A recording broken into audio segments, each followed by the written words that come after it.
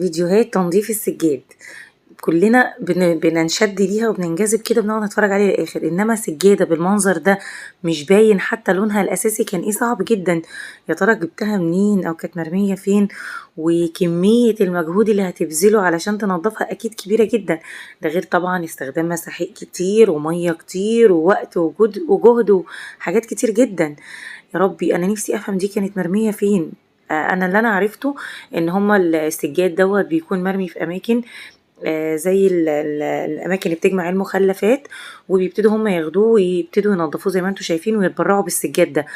هي يعني ابتدت تبان، هي ابتدت شكلها تظهر، ولكن انا شايفه ان انت استخدمت ميه كتير جدا، مجهود ووقت وميه وكهرباء والات ومسحوق، كان بفلوسها ممكن تشتري سجاده جديده وتتبرع بيها زي ما انت عايز. ولكن في الاساس دي هوايه، هي هوايه عند الناس دي ان هم يجيبوا السجاده اللي بالمنظر اللي احنا شفناه